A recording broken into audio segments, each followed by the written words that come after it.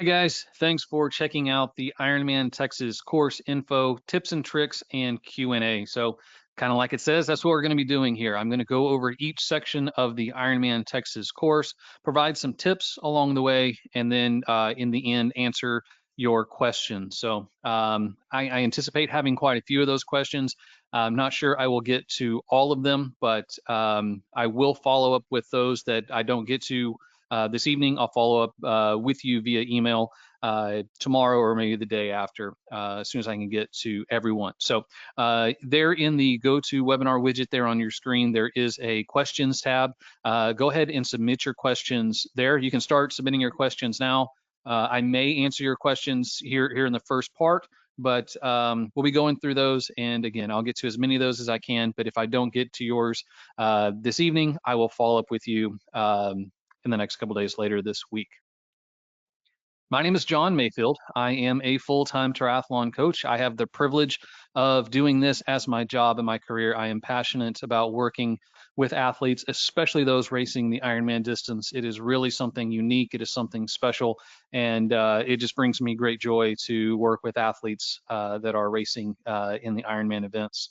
I am USAT Level 2 and Ironman U certified, and I've worked with hundreds of athletes from first timers to professionals and everyone in between. I have been at every Ironman Texas, so there are a few of those still out there who have streaked and done every Ironman Texas. They've raced every Ironman Texas.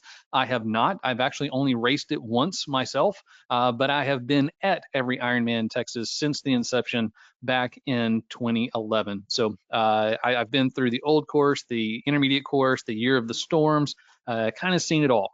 So what I want to do here is just share some of that information that I've learned from being on course, from racing the course, from coaching athletes on the course, and pass along that information to you so you can maximize your performance and enjoy the day.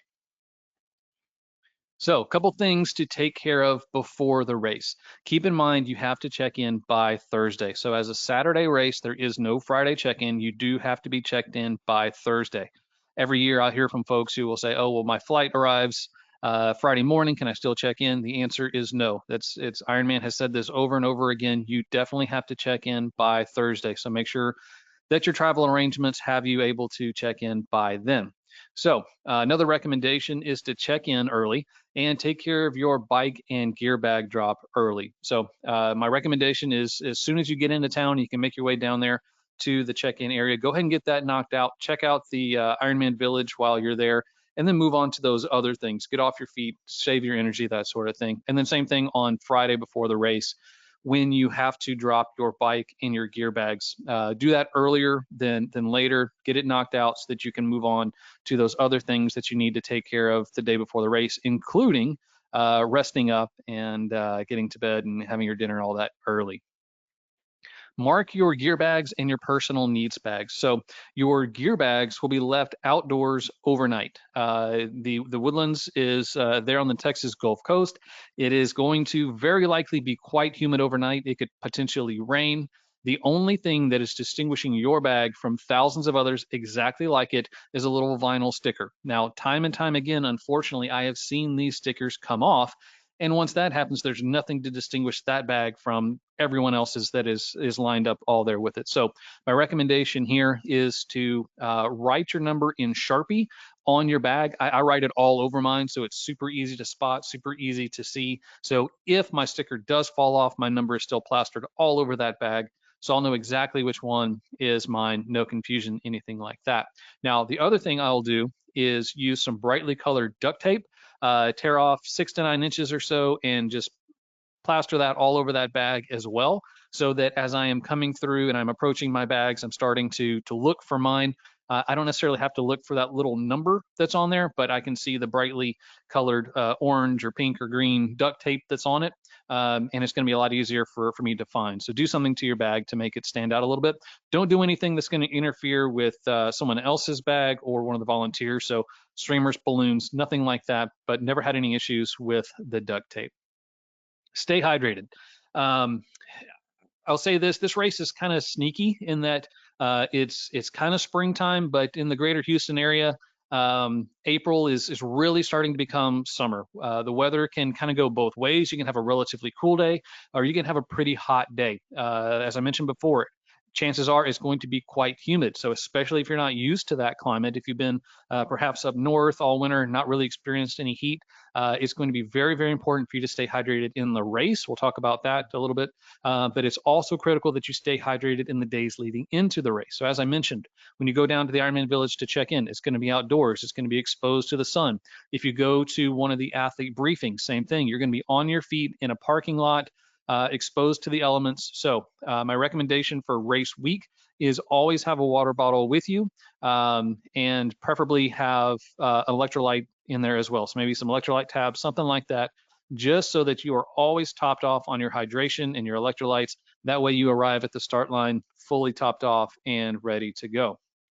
Limit time on your feet. The Woodlands is a super cool community. There's a lot of neat stuff there that is Ironman related, and it's just kind of a cool city to see. But keep in mind, you've got a lot of work to do on your legs come race day. So make sure that you're not overdoing it in the days leading into the race. So I would say kind of have a plan, budget time on your feet, and then make sure to spend plenty of time off your feet, relaxing and resting up as race day approaches. Attend the pre-race banquet. Ironman Texas is one of the few races that still actually offers a meal and presentation. This is actually indoors at a hotel that's right there by the finish line. Very nice hotel. This is a really cool opportunity to see some motivational videos, get some information about the race, have dinner with your fellow Ironman competitors. It's a great thing to take in. That is going to be Thursday evening, so make sure to check that out. If you want your support crew, family members to come along, you will need to buy them a ticket. I believe you can do that online as well as on site, but your wristband will get you in as an athlete. All right, race morning. So it's going to be an early morning, couple things to do before the race, couple things to keep in mind. Your day is going to start at transition. So this is where you've dropped your bike and your gear bags the day before. You will have access to your bike and your gear bags. So if you're wanting to drop off your perhaps your bottles, your nutrition, something like that, if you want to put those on your bike, you can do that. If you want to put those bottles in a gear bag, you'll have access to the gear bags to do that as well. Air up your tires, calibrate your power meter, all that kind of stuff. You'll have access there. So recommendation is to start there, knock that out. Personal needs and your morning clothes bags will be taken with you to the swim start. So this is about a 1 mile walk. From where the bikes are set up down to the swim start is about a mile. So it is a bit of a logistical thing to deal with there on race morning. So ensure that you got that alarm set up early enough to get everything taken care of and down to the start in plenty of time. So I kind of went crazy with the Google Maps, putting everything here together. So we're going to see lots of aerial footage of the Woodlands and the area. So want to point out a couple highlights here just on this screen. So starting with the town center parking garage. So this right here is the actual, we would refer to as the transition area. This is where the bikes are going to be set up. Just to the north here off of Lake Robbins Drive across the street there, not in view, is an HEB grocery store. You cannot park there. They are very adamant about that. Also, this area here to the left is a library. You cannot park there either. They will tow you, but the town center garage is kind of right over here in this area. This is the big concert pavilion. This is the Cynthia Woods Mitchell Pavilion. This is where Houston has all its concerts and all that.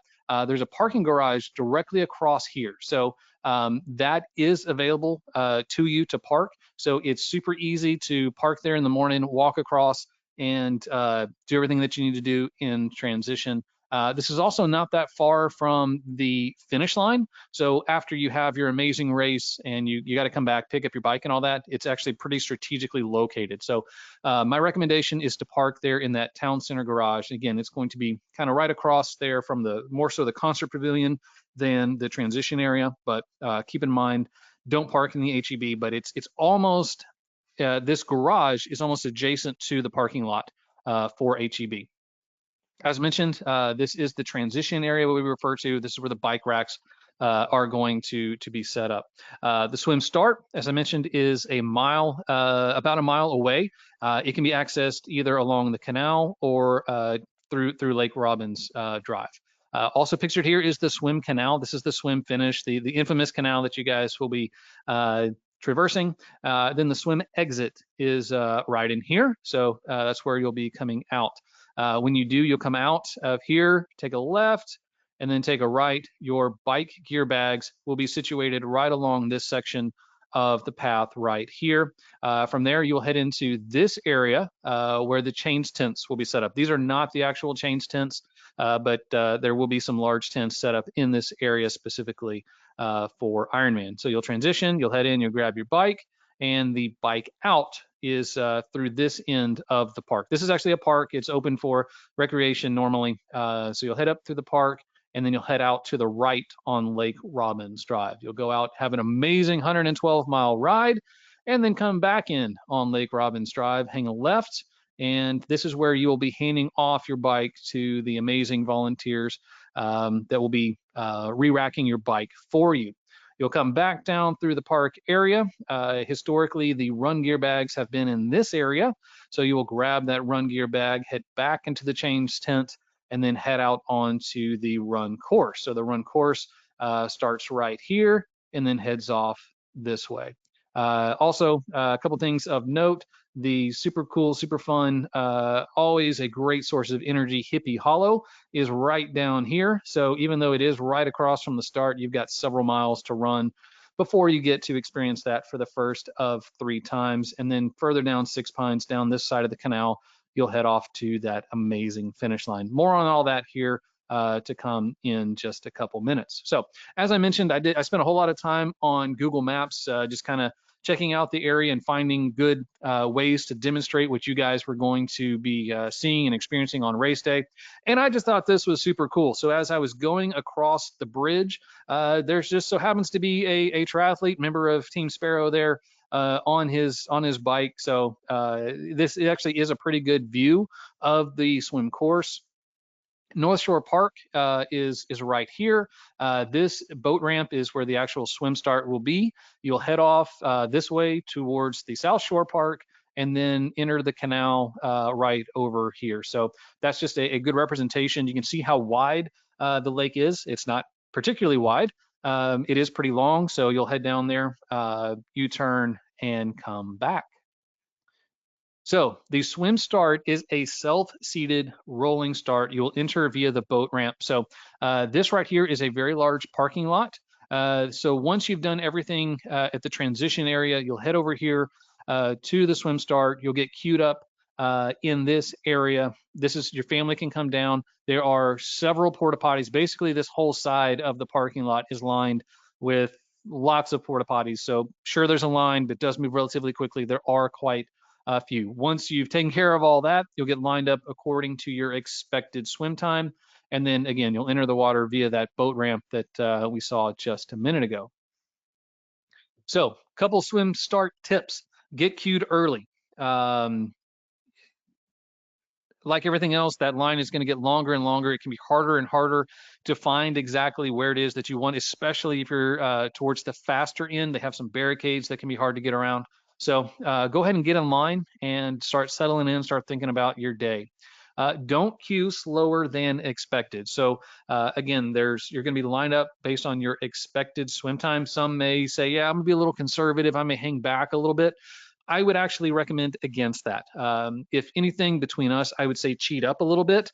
What I have found is that there's a lot of people who, kind of everyone is doing this. If you go slower than you're expecting, you're probably going to be swimming with people a lot slower than you. So that's just something I've experienced in this race and others. So we don't want to fudge and go way faster, but if I would say just be kind of optimistic on what is your best case swim time.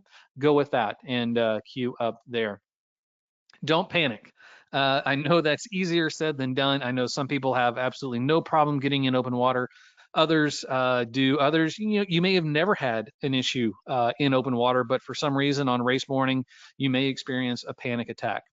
It's common. It happens. So once it does, if it does, hopefully it doesn't, just do what you can to calm down. Grab onto a boat. The lake is relatively shallow in most places. You might even be able to stand up.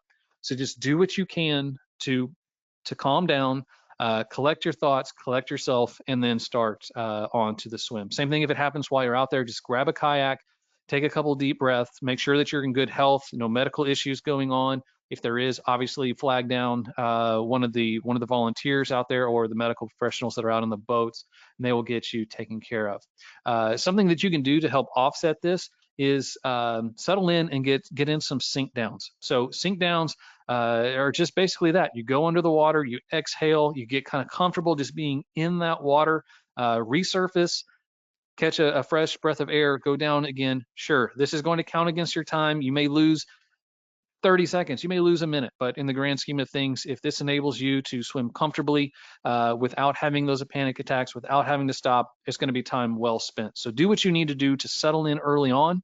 Hopefully you can just hit that water and be gone, but if you're one that experiences some nerves, some stress, has a history of those panic attacks, or again, if maybe you've never had that a panic attack, but you begin to experience that on race day, do what you can to settle down, collect yourself, and move on.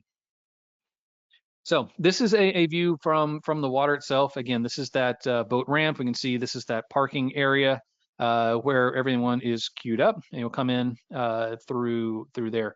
This area back here, again, this is going to be run course later on.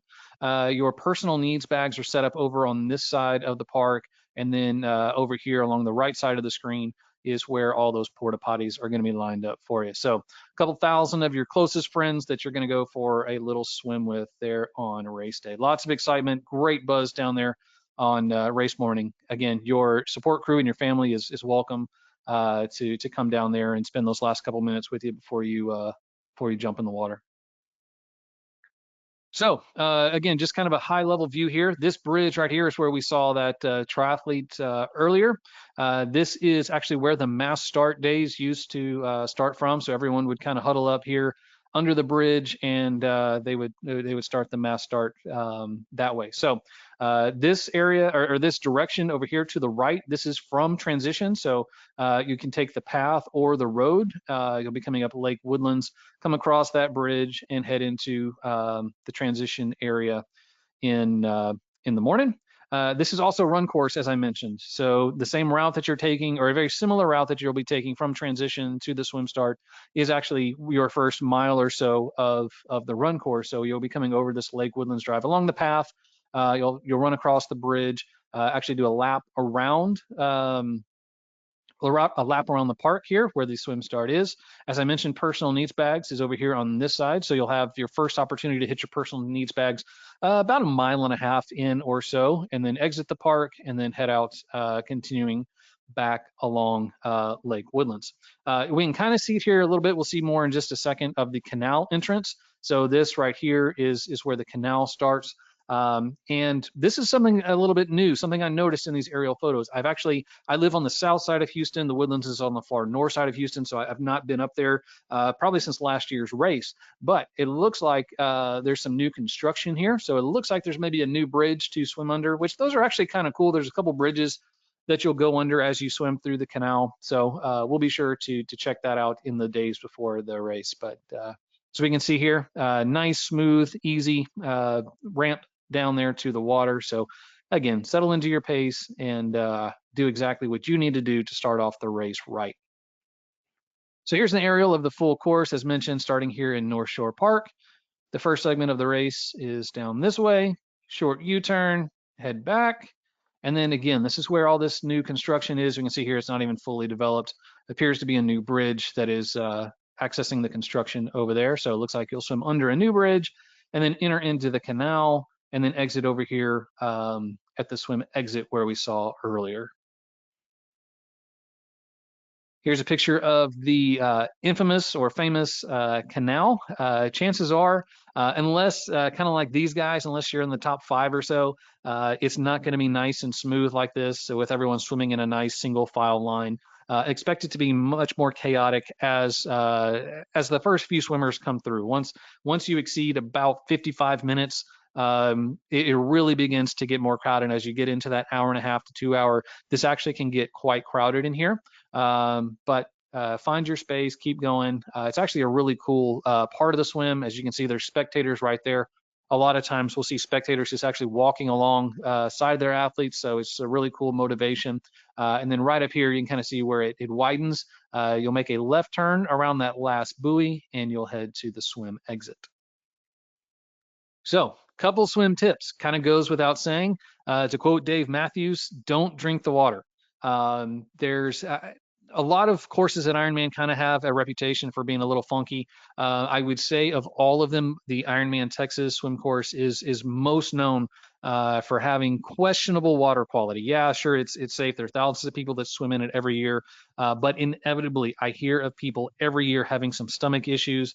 So be very careful to do what you can not to drink the water. Something that you can do, I've done this in the past, is take activated charcoal pills. I don't know if it does any good. For me, it hasn't done any harm, but that activated charcoal is supposed to help settle your stomach if anything bad gets in it.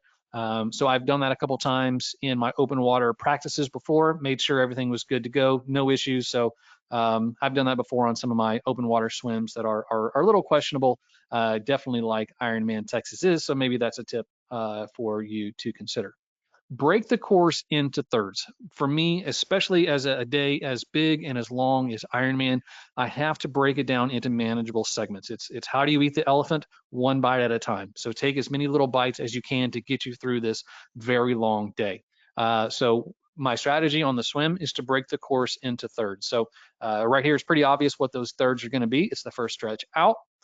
You've done that.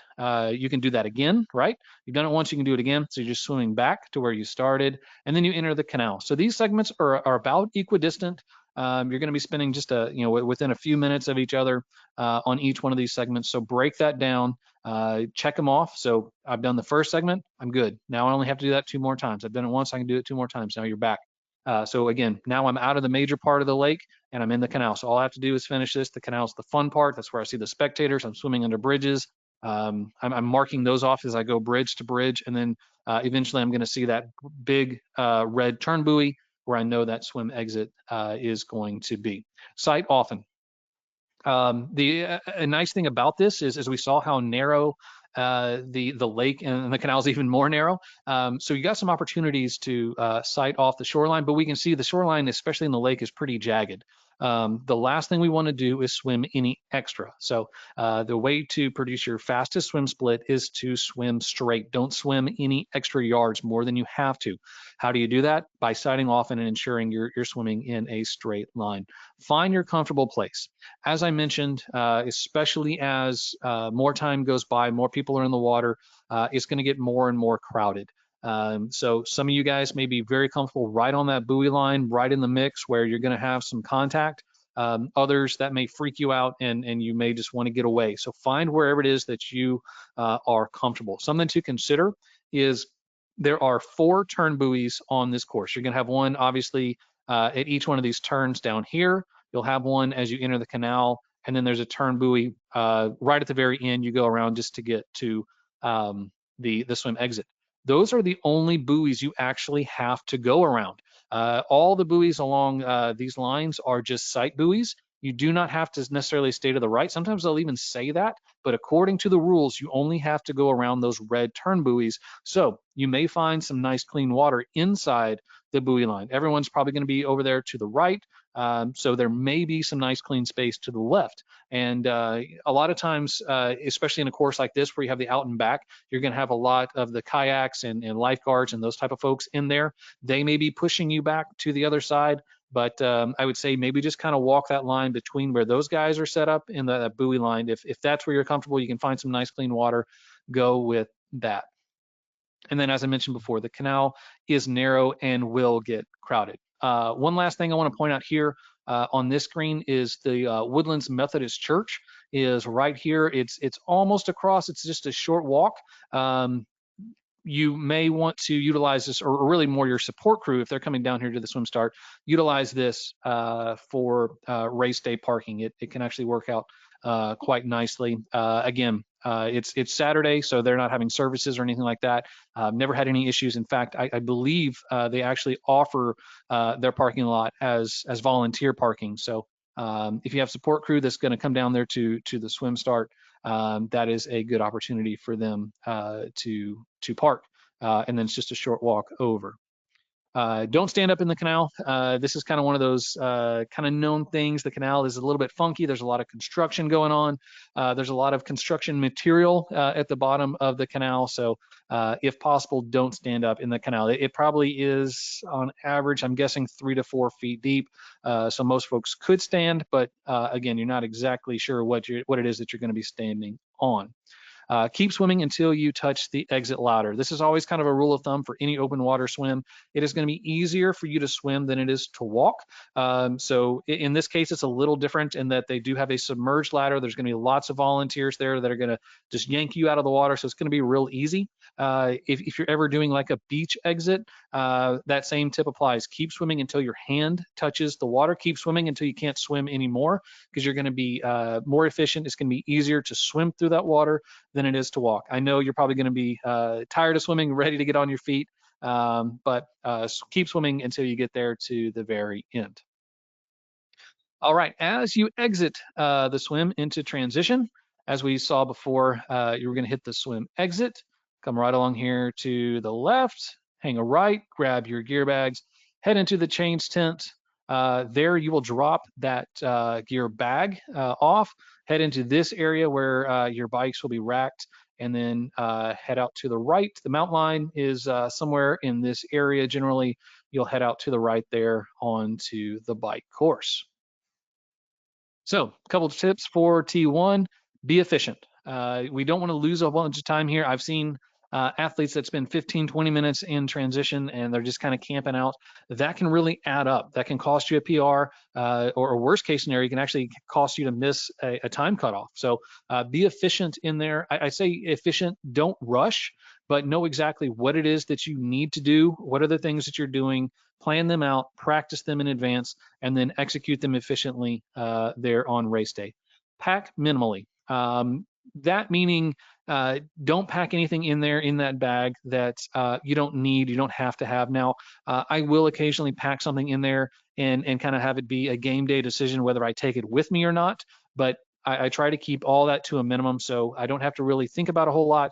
I know, like for the bike, my helmet's going to be there, my shoes are going to be there, maybe a bag with some nutrition, something like that.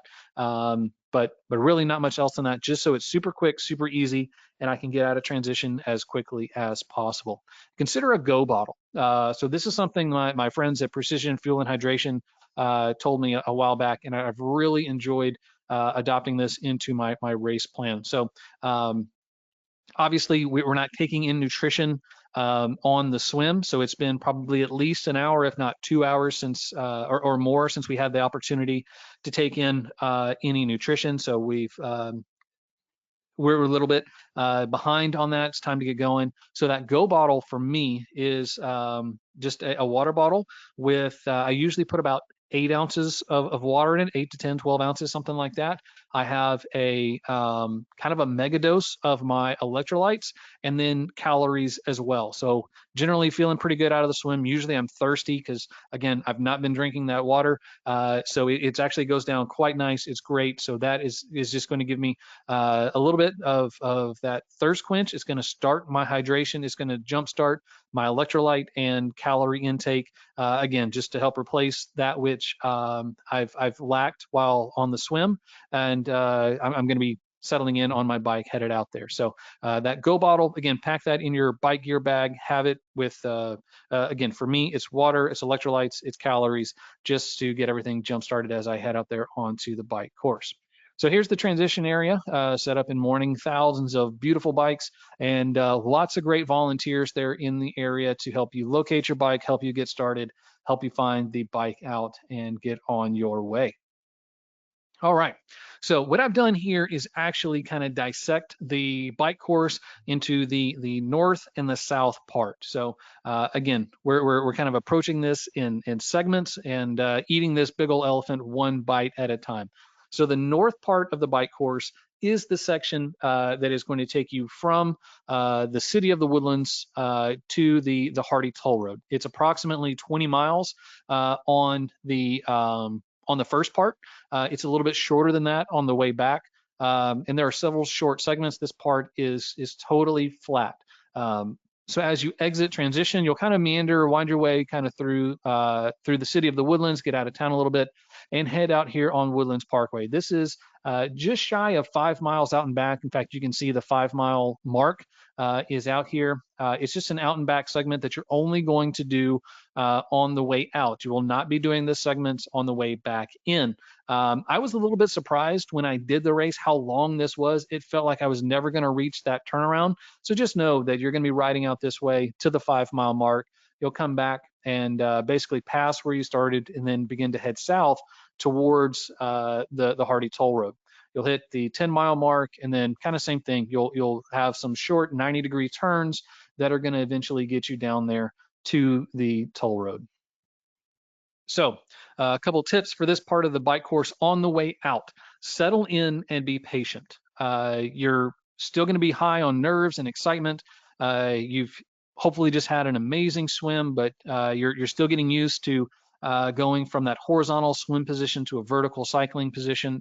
Your heart rate is probably higher than you would like for it to be. So settle in and be patient. I will say the pointy end of the age groups, those that are gunning for those Kona slots, you're going to need to be a little bit more aggressive here. This is actually some good opportunity to make up some time. It's a nice flat section that you can really start to push early on if that's your strategy.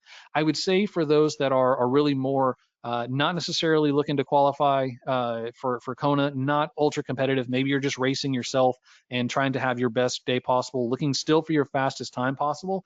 Be conservative on this first 10 mile and really even first 20 mile stretch. This is not necessarily where you're going to win the day, but you're going out too hard, too early could cost you the day. There's lots of miles to ride, lots of miles you can ride hard and fast. So my recommendation is to settle in and be patient here on this stretch between transition and getting onto the toll road. Find your target heart rate. As I mentioned, there's a pretty good chance your heart rate is going to be elevated at this point. So this is a great opportunity just to settle in and allow your heart rate to come down to where you want it to be. If your heart rate is high and it's not coming down those first few minutes on the bike, sit up. Your heart rate will naturally be higher when you're in that aero position. It is important to allow that heart rate to settle down. It's very early in the day. You've got lots of beats left to go. So what we don't want is a sustained high heart rate over the entire bike course, run course. That's going to end up costing you. So sure, you're not going to be as aero, you're not going to be as fast, but again, it's important to let that heart rate settle down early on in the bike course so that you can ride aero and you can ride fast for the majority of it. So it'd be great if you could find a section of tailwind to sit in as opposed to sitting up in a headwind, again, out there on that 5 mile out and back. Depends on which way the wind is blowing. Just, do it on the section that you're going to have a tailwind. And who knows, you may actually be a little bit faster sitting up, letting that wind blow you. And then get ahead of hydration, nutrition, and cooling. So all my years in racing and coaching, this is probably the most important thing I've learned, especially in Ironman racing. It is absolutely imperative that you stay up on your hydration, your nutrition, and your cooling protocols, especially in these warm weather races. If anything, I would say Ironman Texas has a pretty good chance of being a hot weather race. It depends on the year, depends on the day, depends on kind of the very unpredictable Texas weather. But chances are it's going to be warm, if not hot. If you get behind on your hydration, if you get behind on your nutrition, if you get behind on cooling, you are not going to produce the race that you have earned through your training. So it is very, very important. Stay ahead of hydration, nutrition, and cooling. Utilize this first, call it hour of the bike to make sure that you're doing those things. Again, with all these turns, U-turns, 90-degree turns, this is not going to be a super fast segment of the bike. So it's a good opportunity to make sure that you are staying up on all of those things. This section will be crowded. Be careful. There's a lot of people, again, especially if you're coming out of the water in maybe that 115 to 145 range. There are a ton of people that swim 115 to 145. They're all coming out of transition, all starting this segment together. It's going to be crowded. Just watch out, be very careful, watch for those around you. On the way back, so now this is going to be approximately mile 100 when you exit the Hardy Toll Road. So you've got about 12 miles from the toll road back to transition. Get in your final nutrition and hydration early on. So make sure, hopefully at this point, you're maybe even a little bit ahead. You're right on plan. Everything is going great. I always recommend getting in the last bit of hydration and nutrition about 20 minutes out from transition. My rule of thumb when I'm racing, I don't drink anything in those last 20 minutes simply because I want my stomach nice and fresh. I don't want it sloshing around in there early on in the run. So what I will do is kind of mega dose that 20 minutes out. So that's somewhere around 7 miles or so for me probably. So once I hit about mile 105, I take down as much as I can, and then I'm good for the day. I may just do a little rinse out if my mouth is kind of thirsty, but what I don't want to do is overload my stomach late in the bike where I start off with that unsettled stomach for the run. So top off the nutrition and hydration somewhere in that maybe the first maybe mile 100 to 105, and then back off as you approach transition. Spin out the legs. So maybe this is a little bit higher cadence, just allowing the legs to get a little bit fresh. So maybe you've been kind of mashing that lower cadence, bigger gear on that last segment of the bike. Spin it out a little bit, starting to think about even approaching your normal run cadence. So you probably have, most runners are running with a cadence somewhere around 90 steps per minute. If you can get your legs moving at that 90 RPM, that's going to start to invoke that proprioception of understanding, translating the bike to the run. And if you do that, should have nice light feet and fast legs as you start the marathon. And then start to focus on T2 and the run. So what do you need to do in transition? What are those things? So I'm going to be taking off my helmet, taking off my cycling shoes. I'm going to be putting on my running shoes, my cap. I've got a fuel belt, all those things. Think about what you're going to do, kind of rehearse it in your mind, and then start thinking about the run. Think about what is your initial pace? What is your nutrition protocol? Kind of all those things. Start to plan through it, visualize, and then execute once you get back to the area. So this is pretty indicative of the out and back stretch, as well as some of those roads leading down there to the toll road. Nice residential, good condition roads. So some of them vary. Woodlands Parkway is nice. Some of those roads where you're making those 90-degree turns, they may not be quite as nice, but the good news is you're not on those for very long. As we mentioned, it's going to get crowded. Ironman Texas is notorious for drafting. I think the majority of it, I kind of choose to think that the majority of it is unintentional. There's just a lot of folks out there. So just kind of be aware of that and do what you can to position yourself away from those draft packs so that you don't inadvertently get caught up in those. All right, so now on to the south section of the bike course. This is where you're going to spend probably the majority of the day, about 80 miles out there on the bike course. So this is the Hardy Toll Road. It is a major north-south thoroughfare in the greater Houston area. So the main north-south freeway is I-45, which runs basically from downtown Houston up to the Woodlands. The Hardy Toll Road is just a bypass for those that don't like sitting in traffic. So the southbound section of the Hardy Toll Road is completely closed. That is the side that you'll be riding both southbound and northbound.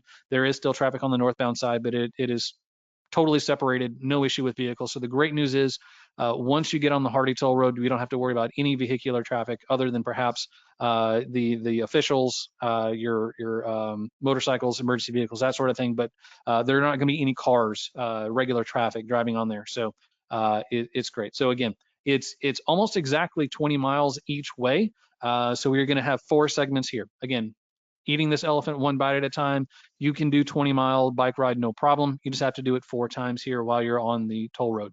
It is completely flat. I say that. But as a rule, the roads are in really good condition. This is a relatively new toll road. It is funded by those tolls. They take pretty good care of it.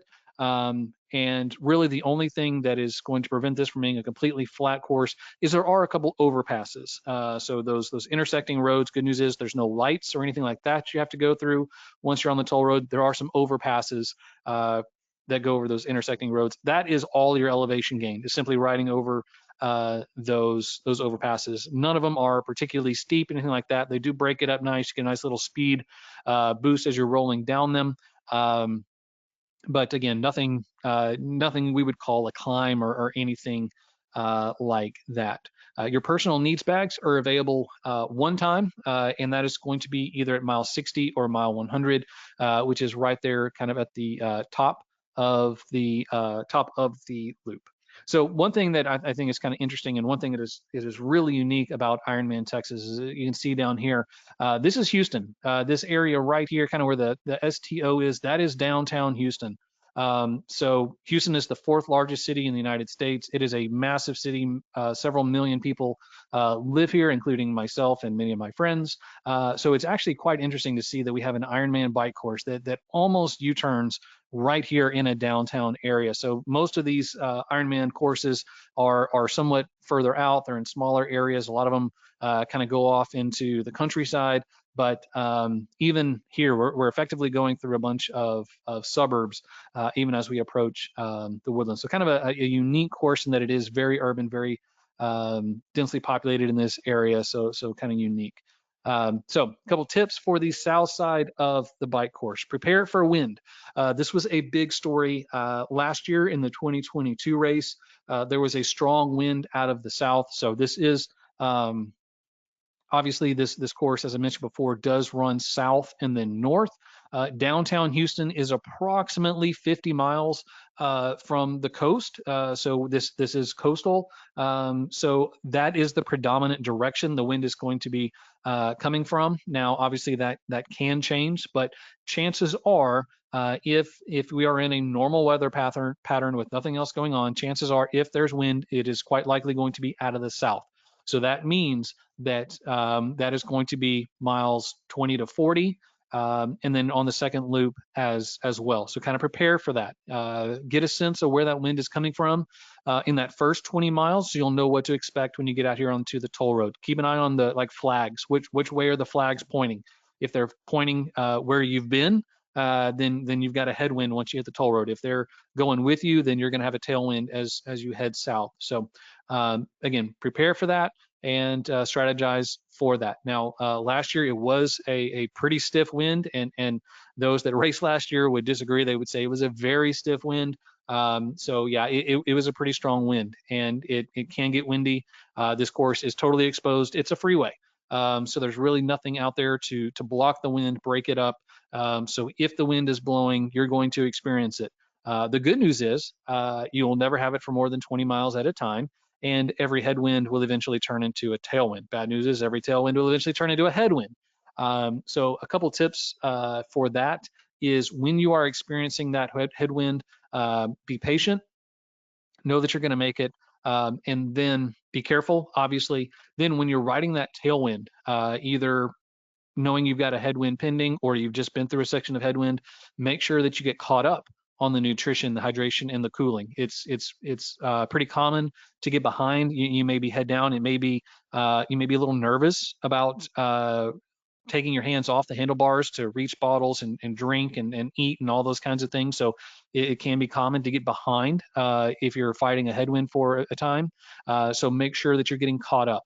If the wind is blowing out of the north, where you have a tailwind on that first section, make sure you get ahead of it, because again, you're going to pay for that there on mile 40 through 60, and then 80 to 100. So again, making sure you have take advantage of the opportunities when they present themselves to catch up on all of those things.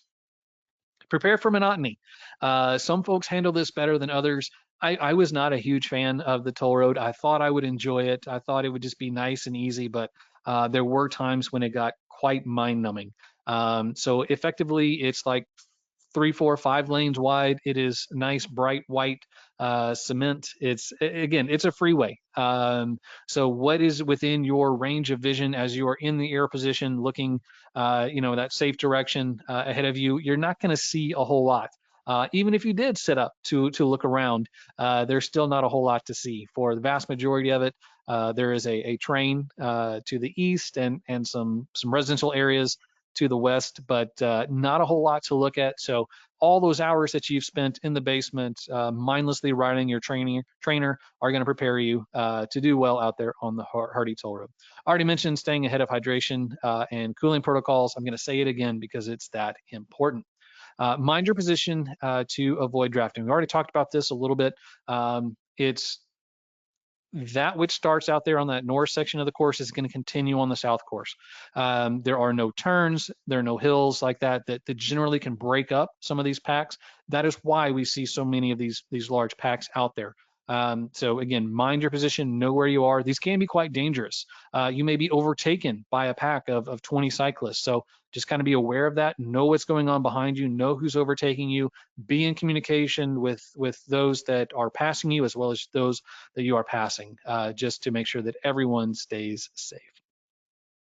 So this right here is headed back to the north just after the turnaround. So we see, again, downtown Houston right here on the horizon, but chances are in the air position, you're never going to see that. But as you can see, it is all on one side of the toll road. So the southbound side would have been on this side of the cones. You can see the cyclist here is approaching that U-turn and then coming back for those 20 miles north. Now, the year that I raced was 2017.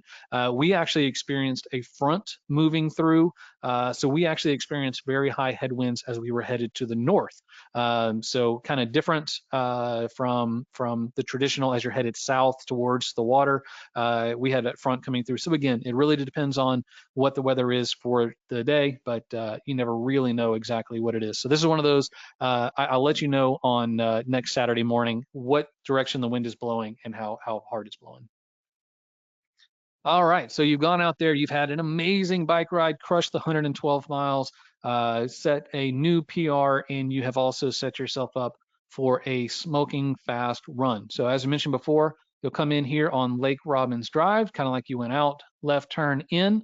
You'll hand off your bike to the bike handlers who will then re-rack your bike for you. So that's like a luxury service. You feel like a rock star, hand off your bike, they take care of it for you. You will make your way back to the other side of the park, grab your run gear bag, head into the change tent, do what you need to do in there, drop off your bag right outside there, and then head out to the run out. So run out starts right here along this road. So this is the first section of the run course headed back there across the canal. So this section over here, run course as well down here as we're headed to the finish line. Couple tips for T2. These may look familiar. They are exactly the same as those T1 tips. Be efficient, pack minimally, and consider that go bottle. I would say that go bottle can be even more valuable on the run than perhaps the bike. I use it for both. I do the same thing where I've got that 8 to 12 ounces of water, a mega dose of electrolytes, and some calories in there. So what I'll do is, again, it's been 20 minutes or so since I last took in nutrition.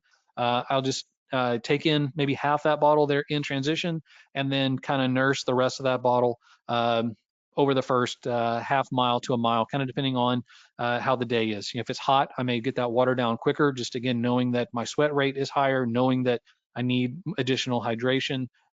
If my stomach is a little off, I'll be a little more patient, maybe kind of nurse that bottle over the first mile or two even, just to allow whatever it is my stomach and body are needing. That's what I'll do with that Go bottle. So big fan of that Go bottle. All right. I would say and argue, and I think a lot of people would agree, that Ironman Texas offers one of, if not the best run course on the Ironman circuit. So some love it, some hate it. It's a 3-loop course. Personally, I like the loop courses, again, for those same reasons. It's all about eating this elephant one bite at a time. For me, I know I can do an 8.7 mile loop. A 26 mile loop just sounds crazy. So for me, I like that. It allows me to break it down. It gets familiar. I know where those aid stations are. I know where my family, my friends, I know where the hard parts are. I know where the easy parts are. I know where the crowd and the energy and all that is. So that's why I like these multi-loop courses like Ironman Texas. So again, it's 3 loops, just shy of 9 miles per loop. And again, I break this into 3 distinct zones. So run start is right here at this green light. You'll head off along the canal, and this is kind of funny. You'll U-turn a little bit, and then it's kind of unconventional, but there's a section of grass, a little hill. This is probably the biggest hill on the whole course. It's about 6 feet, and it's about maybe 10 yards of worth of running. You'll go up this little grassy hill and cross over into a parking lot. That is actually where the first aid station is. So it's about a half mile from transition. So that's how far you have to go to reach your first aid station. And then the course gets a little funky through here. In fact, when I tried to map it out, there were so many twists and turns through here that it just got all convoluted. So I actually took out several of these turns. But as you come here, run along the canal, do this little out and back that's going to put you at exactly 26.2 miles, run across the grass, up the hill, into the parking lot, and then you kind of meander through this kind of business complex here, going through their parking lot, some along their roads, and then you pop out over here just shy of the first mile marker. So this is going to be real familiar. This is where you started the morning as you head over the bridge, head back into the park, where you had that amazing swim. So head down through North Shore Park, and again over here, this is your first opportunity to access your personal needs bag. So just shy of mile 2, you'll have access to that bag. Now keep in mind, you'll be going through this park 3 times. You will have access to your bag 3 times, but you can only use it once. So keep that in mind as well. So if you go to your bag on the first loop at mile 1.7, whatever that is, they're going to throw away the rest of your bag. You will not have access to it again. If you skip it on the first one, which I would say that most people, that's probably their strategy, you will still have the opportunity to go to your bag on the second or third loop. Again, take it on the second, it won't be there on the third. Don't take it on the first 2, it'll be waiting there for the third. While we're here, something that is important to note is your personal needs bags will not be returned to you. So make sure that when you are packing those personal needs bags, you're not packing anything in there that you don't want to get back. Or if you do, make sure you take it when you have the opportunity to do so. That goes for your bike personal needs bags as well as the run personal needs bags. Conversely, the gear bags that you're using in the change tents and dropping off there at the change tents, those will be returned to you. Those will be waiting for you at your bike rack after the race when you come back to pick up your bike. So as I mentioned before, these 3 distinct zones. This section here along the backside, this is where it gets it's kind of neat, kind of unique.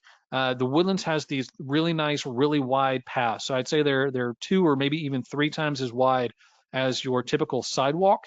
And they're through a very, I don't even know exactly how to describe it, but I would say dense vegetation. It's almost like a tunnel cut through pine trees and some lower growth. So this section is kind of what I refer to as kind of the wooded section. If it's a sunny day, you're going to get a little bit of respite from the sun through this section simply because there is so much vegetation. There's kind of a canopy of green area around you. On a hot, humid day, it can get even more hot and humid in there simply because the air isn't going to be flowing as much. So come through here, then you're going to exit out onto the road. So once you hit this section, again, around mile 3.5, we're going to see a shift in here. We're going to get more residential.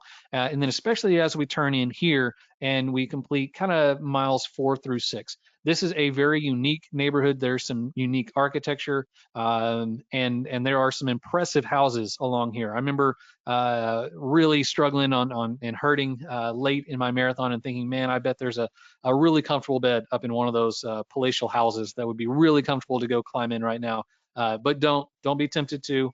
Don't trespass. Don't divert from the course. Just keep going and make it through back to the canal. So along here, this is going to dump you back along the canal. You'll see you're right across kind of from where you started the run course. And this gets into really what everybody loves about this run course. It's the section along the canal that everyone raves about. It's a really cool run. And really, it's about the crowd support, and that's about to get really good. Now, it takes you about 6.5 miles to really get into that area, but once you do, it's worth it. And again, like you're running a marathon, the first 10K is the easiest of the day. so you can get here and then really begin to feed off this energy. Know that it's coming, anticipate it, enjoy it. So you'll start along the south side of the canal, hugging the water, making sure you don't knock anyone under or fall in. You kind of double back around, and you'll cross over, you do a little loop, and you head back here, a little bit of U-turn on this side. Again, they mount this out where it comes out to exactly 26.2 miles. One thing that's really cool here is in years past, there's been a bell. So this is starting your last segment. Once you U-turn here and you head back, you're going to be headed to that finish line that is approximately in this area. So it's maybe a half mile, if that, from the finish. So once you're making this U-turn, at this point here for the third time, there's a bell you get to ring, and man, it feels really great to ring that bell. First two times you're looping back and coming back through here.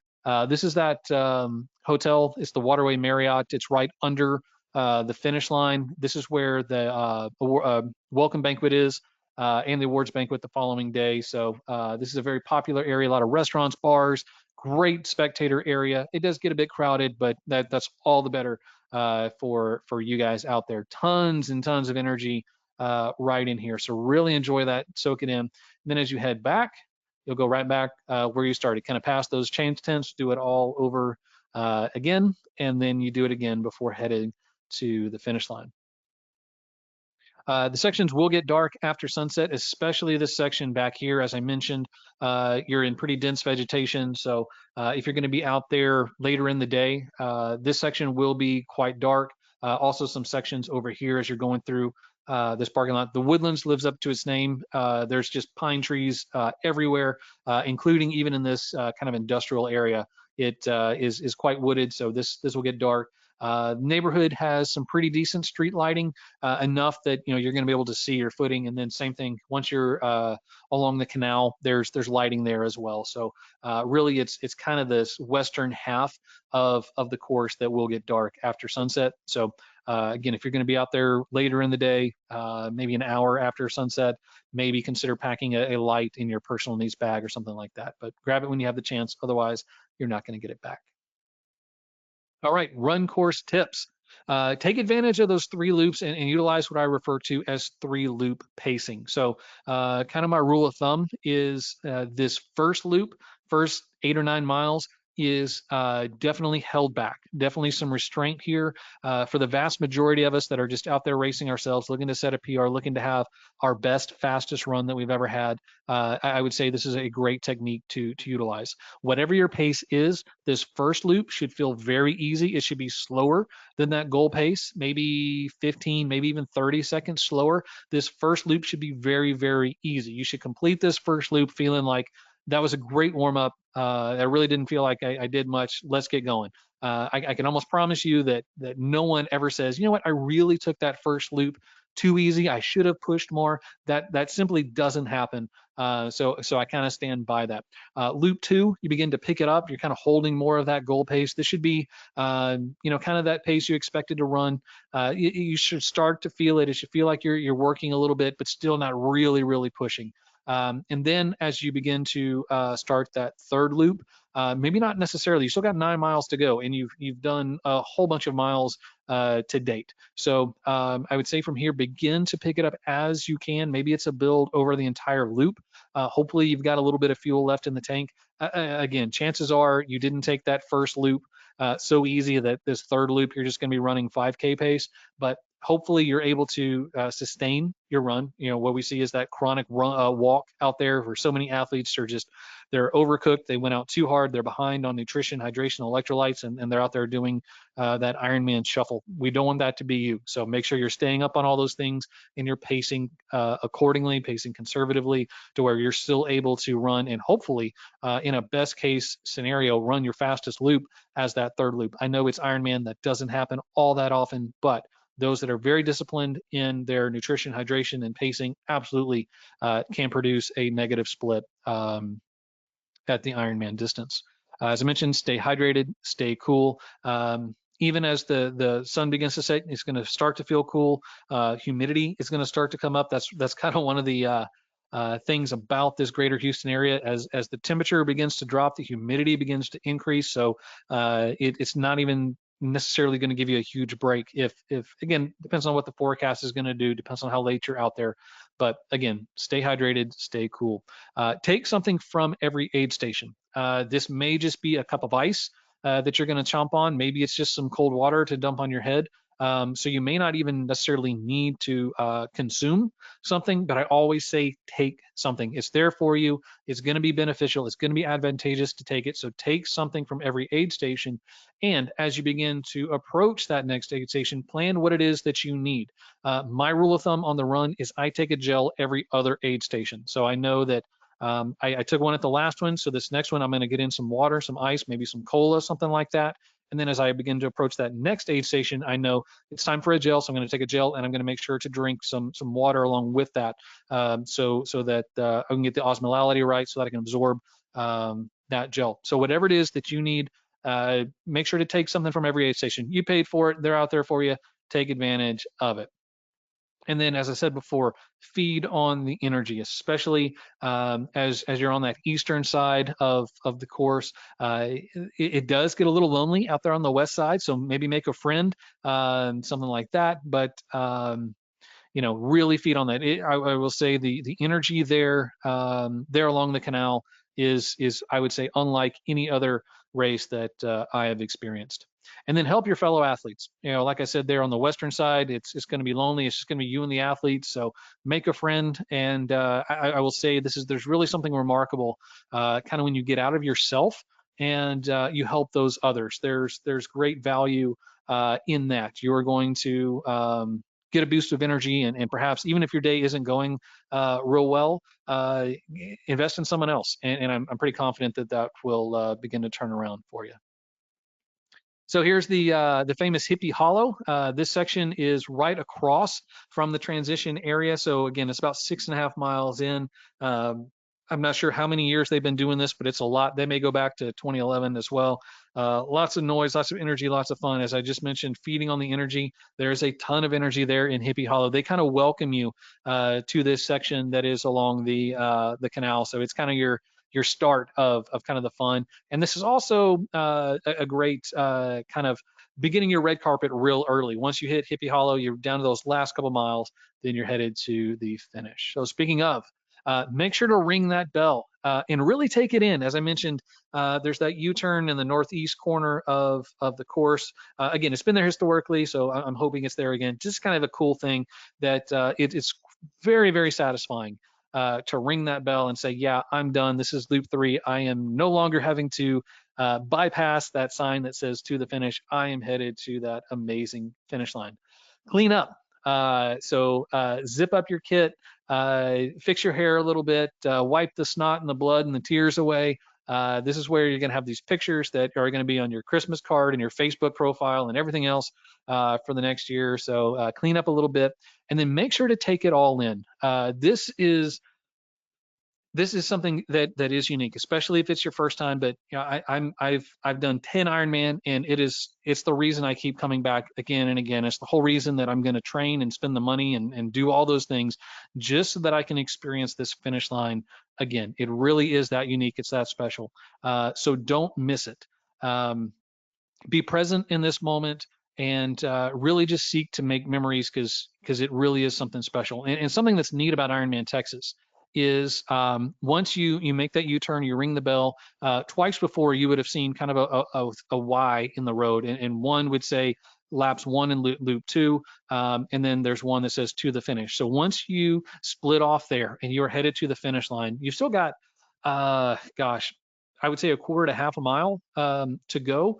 Really start to celebrate in that moment. It's a section of the course that's kind of isolated. So it's either going to be yourself or you and some of your fellow competitors. Not really much crowd around. So take that moment by yourself, or maybe someone who you've been running alongside for the last 25.5 miles. Soak it in, and you'll kind of go up this little ramp because you've been down on the canal level. You'll come back up to the street level, and then that's really when things get fun. You'll enter into the chute area, but it's something it's almost a cruel joke because you come down this section that is sectioned off. So there's tons of spectators, noise, lights, all of that. You're going to see the finish line right there to your left, but you don't get to make a left turn. In fact, you have to make a right turn and go away from the finish line for probably 50, 60, 70 yards, something like that. And it's downhill. So good news is it's downhill. The bad news is you make a U-turn and you have to go back uphill. So mile 26.2 of your marathon is uphill. Mile 140.5 of your Ironman journey is uphill, and it's like one of the. It's not steep at all, but by Ironman Texas standards, it's not flat, so it's steep. But all that is the red carpet. The energy there is amazing. The music, the lights, take it all in. Really, really, really enjoy this unique experience. Plan your finish. Know what it is that you're going to do. Like I had the privilege. My last Ironman was Ironman Florida last year in 2022.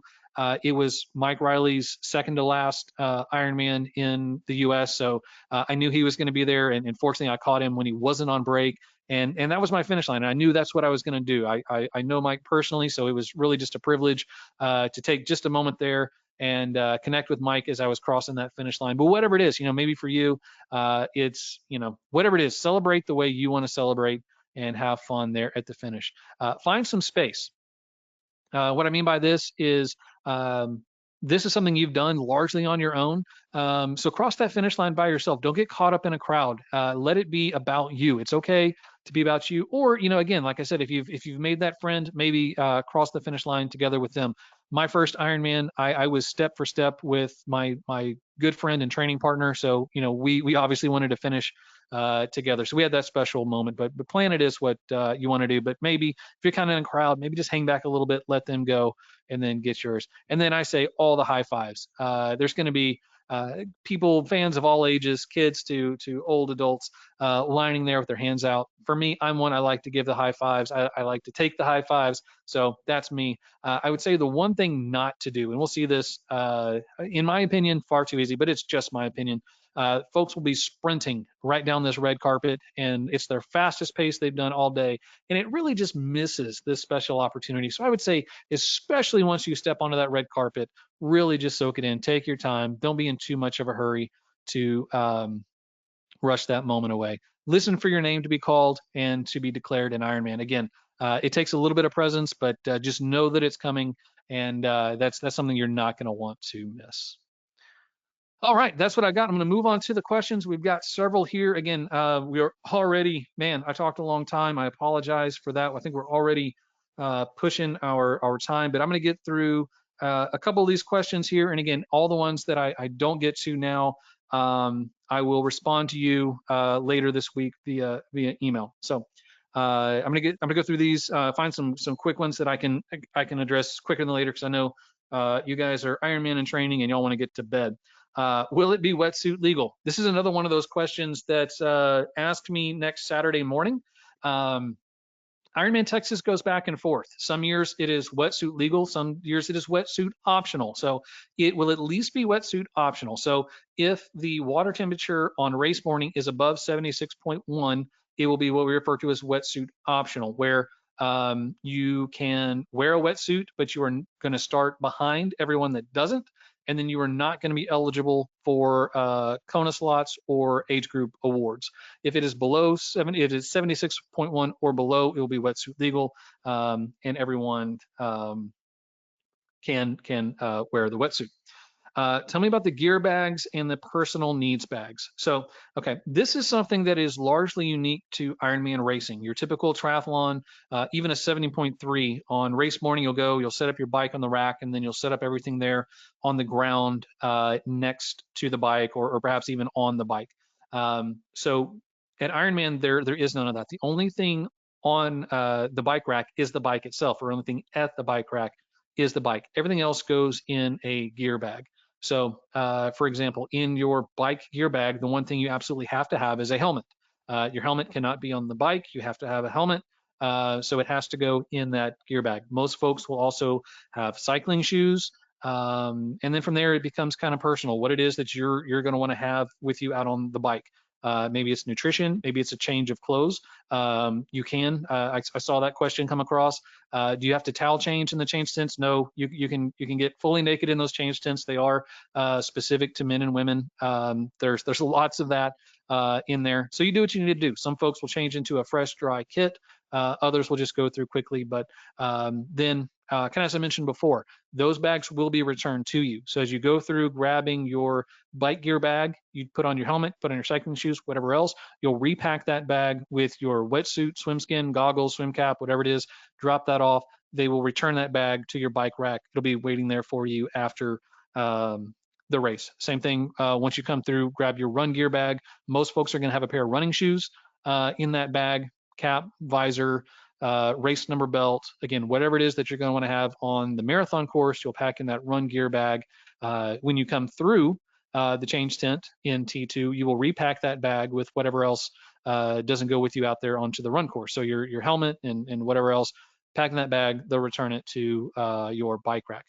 Personal needs bags are a little bit different. I remember I said it before, these bags are not returned to you. These are going to be out on the course. So we mentioned they are at mile 60 and 100 on the run, and they are there at the beginning of the course, about a mile and a half in. You can only access the bags one time, even though you will have the opportunity to do so multiple times. And these are even more individual. Whatever it is that you want to have out there on the course, you can pack in these bags. We've heard stories of Big Macs and that sort of thing. I would say more practically on the bike, maybe it's a spare flat kit, maybe it's some spare nutrition, whatever it is that you need at mile 60 and or 100. Same thing on the run, whatever it is that you want to have out there. So any questions on those, feel free to email me. Those can be a bit confusing, but be glad to provide some more information on that. If we leave something in the bike or run gear bag, is that okay? And will it be there for us in the race? Yes. Just mentioned that. So yep, the gear bags are returned to you. Personal needs bags are not. How many porta-johns on the bike and run? Is it every 20 miles on the bike, every 3 miles on the run? I assume there are plenty at transition, and just wondering if they run out of toilet paper. So generally every aid station is going to have porta potties. So it's more like every 15 miles or so on the bike is kind of the rule of thumb for the bike aid stations, and then about every mile on the run. So a little bit more frequently than the 20 and the 3 that was asked. Plenty at transition, yes, especially down there at the swim start. Lots of them there. There is a bit of a line, but the line usually works pretty quickly. And wondering if they run out of toilet paper? Yes, they do. So I would say it's never a bad idea to bring a roll of toilet paper with you in the morning. Now out there on the course, maybe this is something you pack in your personal needs bag, or we're triathletes, we make do. Is the run course pretty shaded, and are there spectators throughout or just spots? Will it get, what about as it gets dark? Yeah, so as I mentioned, that western side is pretty shaded. The eastern side is more exposed. So maybe consider some sunscreen. They will have that available in T1 and T2. The bike course, especially once you're out on the toll road, is totally exposed. So make sure you're taking care of your skin. Same thing I mentioned before, the eastern part along the canal is much more densely populated with spectators than the western side. And then, yeah, as it gets dark, that western side does get dark. I've heard the past couple of years, the wind has been pretty bad blowing to the north, so you have a tailwind coming back. In general, could you talk about the range of conditions you've experienced on the bike? Has the wind ever blown south? Mentally, what type of wind speed should I be preparing for? 10 to 15, 20 to 25, 25 plus? God forbid it be 25 plus. That's going to be a pretty crazy day. This is, again, ask me next Saturday morning or more like midday, and I will be sure to let you know exactly what direction and what speed that wind is going to be blowing. So yes, as I mentioned, I've seen it blow out of the north. I've seen it blow out of the south. I've seen it calm. I've seen it high. It's there's the saying about Texas weather. It's constantly changing. It could even change during the ride. So again, just be prepared for that. Know that it's coming. If I had to make a guess right now, I would say expect give or take 10 miles an hour out of the south. That's kind of just a safe bet. That's certainly not a prediction, but safest bet is around 10 miles an hour out of the south. So it's going to be hurting you a little bit on the way down, and then pushing you back. Great news is what I often see is the hardest miles are that miles 80 to 100, because like at mile 80 you still have 32 miles to go. I mean, that's an hour and a half or more of riding. You've been riding a long time. You've ridden 80 miles at that point. And then you get to mile 100, you still have 12 to go. So that 80 to 100 is kind of like the dark, hard miles. So the good news is if you've got a wind out of the south, you're going to have a tailwind for that section. So that really kind of makes that section a little bit easier. So sure, you're having to work 20 to 40 and then 60 to 80, but you still should be pretty fresh. Even up through mile 80, and at least at mile 75, I've only got 5 more miles. I'm going to U-turn, and I'm going to fly all the way back home to transition. Okay. Trying to respect everyone's time, I'm going to take this one last question. Again, sorry I didn't get some more. Sorry I rambled on for so long, but I hope this was good for you guys. But again, I'll be sure to follow up with everyone individually. What if I get a flat? So I'll say this: the easy answer is one, be proficient in changing your own flats. Carry a flat kit with you. The good news is, again, this whole course is relatively confined, especially we have this 20-mile stretch where we've got majority of the course. So your neutral support is going to be a little bit more readily available than if you had, just one big 112-mile loop, something like Ironman Florida or something like that. So there are support vehicles out there, but you're going to wait as long as it takes till they get to you. It could be instantaneous. It could be a long time. So be proficient in changing your own tires. Kind of ironically, knock on wood, I've been racing, upsetting my dogs there with the knocking on the wood. I've been racing a long time. Like I said, I'm 10 Ironman in, and I've done a ton of other shorter distance races. And the one time I got a flat was actually on the Hardy Toll Road. So be prepared for anything. And something I always tell athletes is this is Ironman. It's a very long day. There's a lot that's going to happen, and there's a lot that can go wrong. In fact, I always say expect 3 things to go wrong. So don't be surprised when things go wrong. Don't be surprised when these little things creep up, things you didn't plan for. Just know that by doing this, you're planning for them. So just stay positive, do what you can to address the situation, adjust as necessary, and then move on. So again, expect it to happen 3 times. It may start early in the morning. It may not show up till the run, and 3 things may go wrong. And then kind of joking, kind of not. If more than 3 things go wrong, then you're doing something wrong. So with that, I will wish you guys all the best. I look forward to seeing you guys out there. Look forward to seeing you guys in the days before leading into the race. I want to wish you guys all of the best here in this last week and a half or so into race day. Enjoy it, enjoy it, enjoy it. You have worked hard for this. You've earned this. You deserve this. I want to wish you, again, a fantastic experience at Ironman Texas. I look forward to seeing you at that finish line. Go be an Ironman.